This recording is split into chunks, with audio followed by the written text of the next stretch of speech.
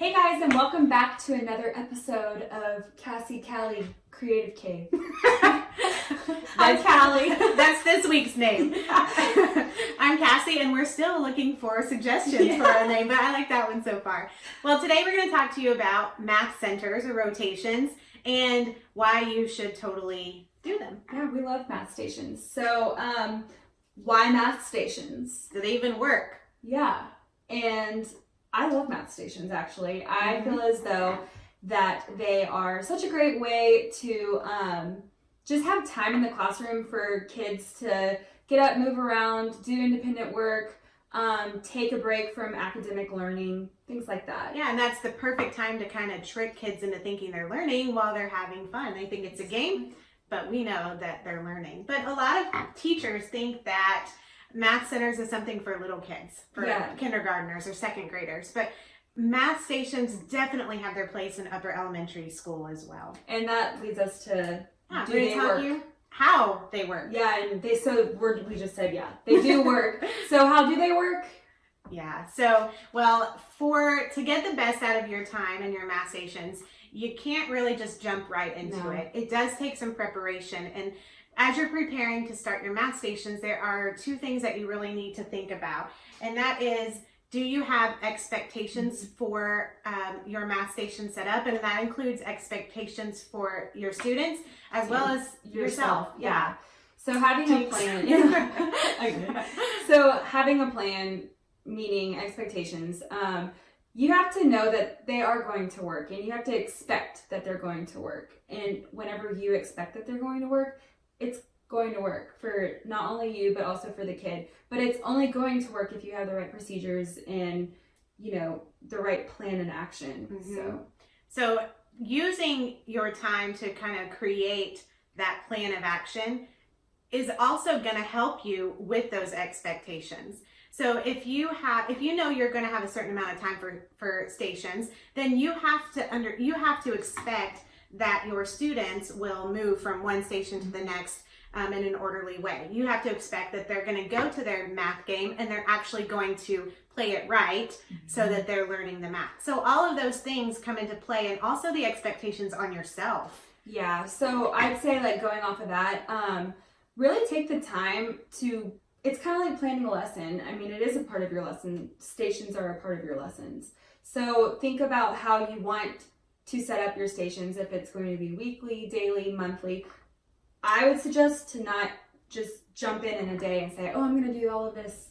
No, have a plan. It'll help. And it's okay, to start soon. I mean, you can start the first week of school and you don't have to have teacher stations or anything like that. But just, you have to get in a routine of doing the stations too. So we've actually talked about this, and Cassie has an awesome blog post that has a freebie on a way to help you establish a good way to make your stations run smoothly, pretty much. So. Yeah, so part of that, we said that what you have to have your successful stations is expectations, but also procedures and routines. So my blog post this week is all about how to create routines, and one way to do that is to have a rotation chart so that students know where to go and when to rotate. So we talk about in the blog how you can do that, and also there is a freebie that is super cool and easy to use, and that is a digital rotation chart. So here you can see that it's set up to have different groups and different centers, and then it also has a way for you to build transitions right into that chart. So there's a video to walk you through how to do that. You can download the starter there. And it really is built on, I've had a lot of success with math stations because I've used math stations every single year that I've taught. And I always started with the same 4 math stations. So I had math with a friend, and that was some kind of board game or some kind of game. There was math with a teacher, which was the small group rotation. And there was math with technology, and then there was math with myself, and that was, of course, independent work. So this is set up like that, but it's also editable, so you can change it to meet your needs. So the whole blog post, it shows pretty much, it has the freebie, and it's awesome because it's digital, But it also talks a lot about transitioning and timers and things like that. These are tools to help you come up with a way to make your centers, stations run smoothly. And that's exactly why Cassie created this blog post, because stations are important. It's important for not only the teachers for time management and things like that, but also it's really important for the students to have station groups in our we hear about 21st century skills all the time now. It's kind of a buzzword in education, but it is so important because those skills embedded in that are collaboration, so learning to work with each other, communicating so that the kids learn how to share their thoughts with each other, and also independent, self-driven learning. So all of those are important, and as much as teachers like to be in control and they like to have they like to be able to see right away if a kid is getting it or not, you do have to give up a little bit of that control and put a little trust in the process. Math stations work. Yes. They will work if you put the work in to get them started. Mm-hmm. So they're not just expectations on the students, but they're also expectations on the teacher. You have to do, the planning like Callie said, and the thinking ahead, and the previewing of the station so kids know what to do. So there is some things that you have to do, but in the end, when you do those, it's worth it. It's investing. And kids will look forward to stations. Mm-hmm. And the teacher too. I feel like stations are a great time for everyone. Yeah. So hop on over to the blog and read about it, get those freebies, get started. And we are going to be having a series coming up about actually step-by-step how to implement math workshop in your class, including stations and rotations. And both of us have used them. Both of us had great success in our classrooms with it.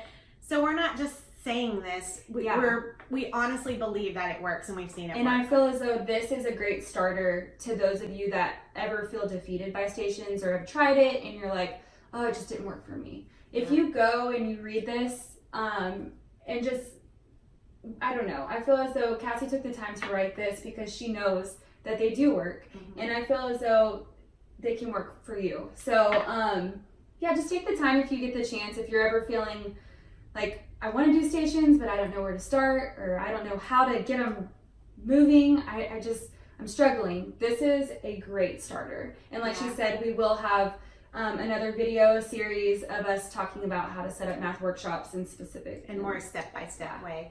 And just to make a plug for our TEaCH kits, because we are both super passionate about the hard work that we've done.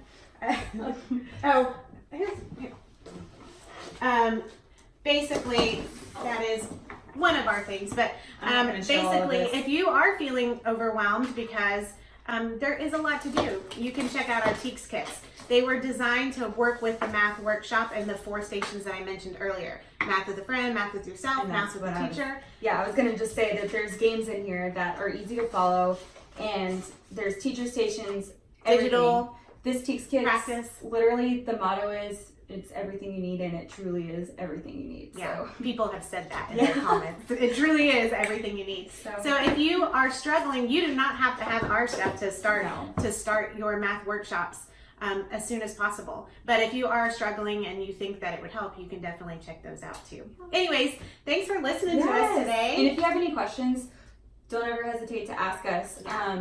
We're loving the feedback so far from these videos. I feel like, I don't know, it's nice. And we hope that we're helping you guys out. And we hope that you have an awesome start to your school year, because school is starting. So, if you ever have questions, just ask us and we'd be happy to help. So, thanks. See y'all next week. Yeah.